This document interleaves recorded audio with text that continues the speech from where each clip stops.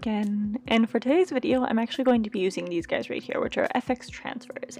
Basically they work exactly like a tattoo. Simply take one side off of the other side, push it down onto the first side that you took it off from, so the paper, and then just cut out exactly the shape that you'd want your prosthetic to be in, put it onto your face, make sure you have a clean dry area to put it on, and then water it down, which you will see soon enough. Although with this being said, I'm going to be putting a primer on my face first and then going in with the red water activated paint to go full SHEDEVIL.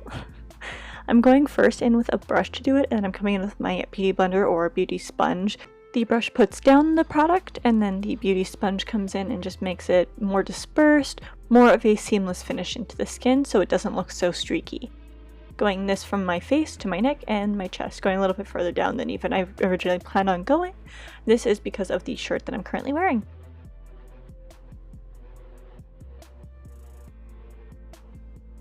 I'm actually going into my ears, which is super uncomfortable. And then continuing on with a black water activated paint. I'm going in quickly and just filling in my brows. As for the beauty portion, I didn't plan this one out, so I did want to do one eye by myself, and then this is going to be how I actually show you guys that I did it. Now, I was looking around for my eye primer, but I couldn't really find it, so instead I just used a black liquid lipstick, blended it out a little bit. As this is my base and I do want the option of having corners to it, I did already make that shape with the doe foot applicator. This is a Sugar Pill Cosmetics lipstick, and I'm going over top of that with a matte eyeshadow to both set it and make it more opaque. Past that, a white concealer over the entire rim, to basically just to outline it. I'm taking a very, very small detailing brush to do this because the lines do have to be extremely precise or else it'll just blend either way too much into the red and turn into kind of a pink, or way too much into the black and it'll turn into mostly a gray. I did go over this 2 or 3 times just to make it again as opaque as I possibly could. And with the same brush that I used on the top, I dragged it down to the bottom as well and then went over it with a fluffy brush that had red eyeshadow on it. And time for the horns. I marked them out again with the exact same brush that I'm using for the black, and then took away all of the face paint from it. And then, exactly as I said before, just adding water on top of that, and as you can see, it just starts to completely slide off to the point where you can just take it off super easily. I did want to blend it a little bit more into my skin, so I used some liquid latex.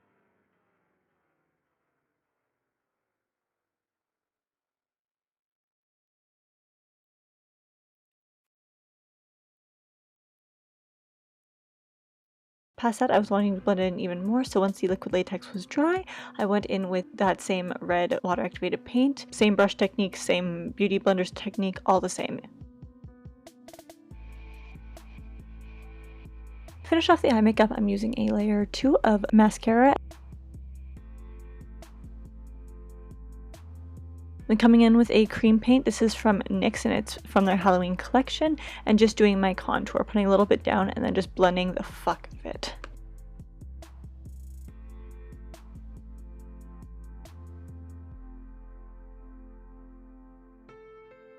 Back at it again with those horns. I'm using some liquid latex in the centers of this. While I wait for those to dry, I'm using that same black lipstick that I used on my eyes, only I'm putting it on my lips now. This is Zero from Sugar Pill.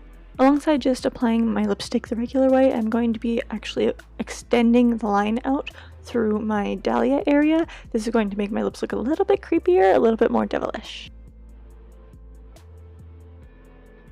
And to accomplish this, I'm simply taking an angled eyeliner brush, using some more of that product, and like I said, just extending it out.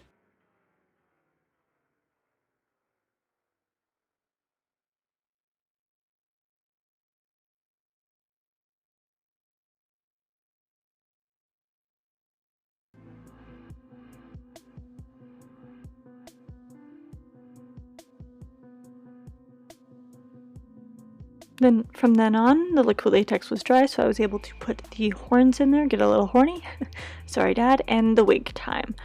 Now this wig, I did want to kind of let the horns show through and have a little bit of attitude to them, which I find that bangs generally just give people a little bit more attitude, and I gave myself a faux tattoo of a upside down cross because what's more devilish than that?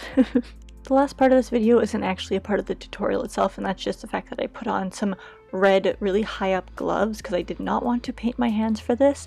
If you paint your hands, just be aware that the red will smudge everywhere and you'll be left with red little fingerprints on everything, which is actually really Halloweeny. But that is it for today's video, and I do hope you guys enjoyed.